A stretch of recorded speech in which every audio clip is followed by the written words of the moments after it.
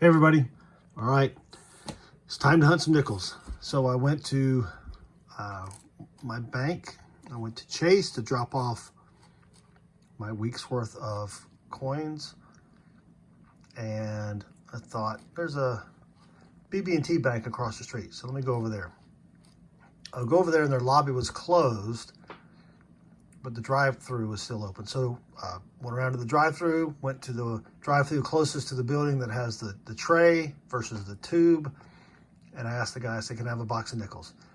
And he's like, sure.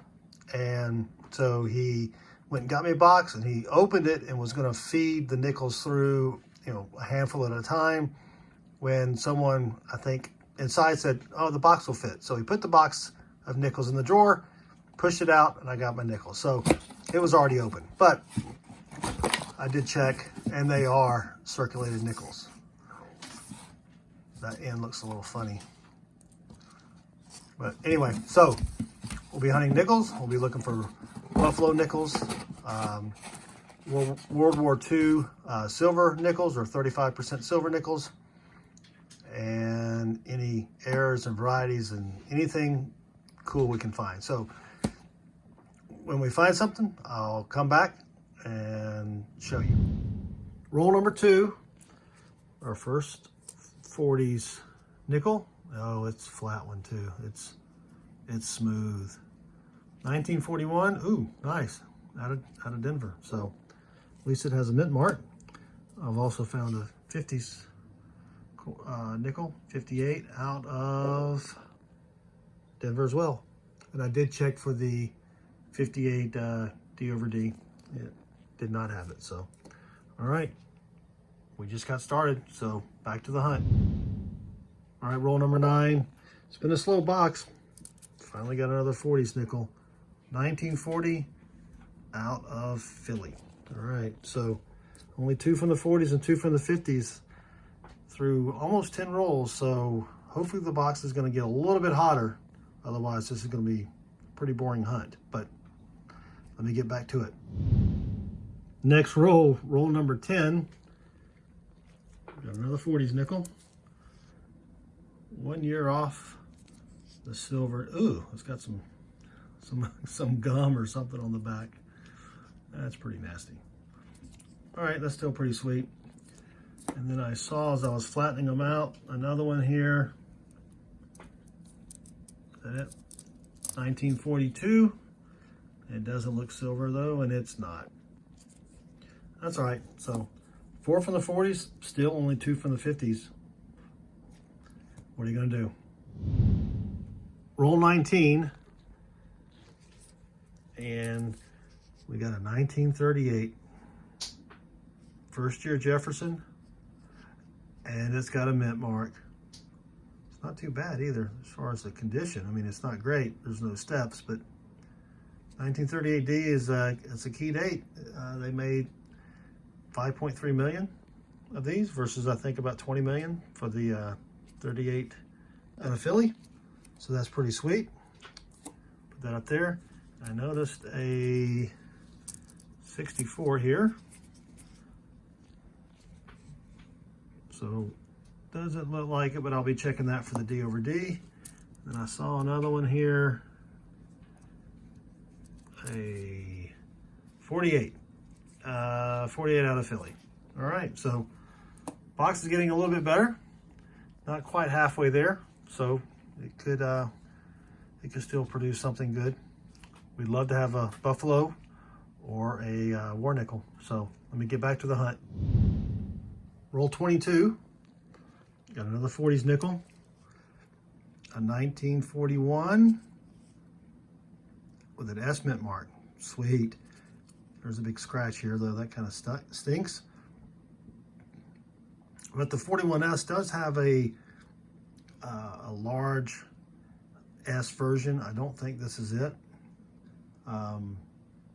There's also an inverted mint mark. I don't think that's it either. And I think there's a repunch mint mark as well. So I'll have to put it on the microscope and check it out. But we'll put that over here. I did find a really, really nice 1959. I mean, It's really sweet. There are some steps in the middle. The side steps aren't there, but that's really nice. And then I found another 1959 as well. This one was out of Philly. I think the other one was out of Denver. Yeah, it was. So maybe we got a collection dump. They weren't in the same roll, but they were in the same box. So that's pretty sweet. All right, 22 rolls, no, 28 rolls left. Roll 26, and we've got a war nickel. It's got the D mint mark. See what year it is? 1943. Sweet. It is worn though. Holy cow, that's flat. Let's see if it's got the D over D mint mark. No, it does not. Doesn't look like it. So that's pretty. That's still pretty sweet. 43. They made like 15 million, and the 43p, 200 and something million. I don't remember the exact numbers on that, but that is sweet. All right, so we got the got a silver war nickel. Now we just need a buffalo. Roll 36. Got another 40s nickel. 1942 out of Philly. It's not silver. That's all right. Got a lot of 40s. We're tied with the 50s. And then I saw another one somewhere here. 1946 out of Denver. That's sweet. All right. So now the 40s are beating the 50s, and we still have 14 rolls to go. Still haven't found a buffalo yet. Roll 38, and we've got a very slick 1939 with no mint mark. Wow. And it's got a little damage up there. That's all right. We will rescue it from circulation, put it over here, and 12 rolls left. Still trying to get that buffalo. Roll 43, another slick 1940s nickel.